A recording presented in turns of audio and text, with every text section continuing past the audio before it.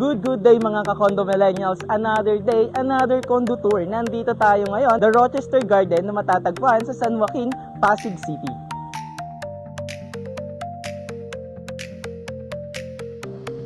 The Rochester Garden is consist by 7 mid-rise towers and has a different amenities. Clubhouse, basketball court, swimming pool, function room, and playground, and also gym. Tara, let's have a quick tour.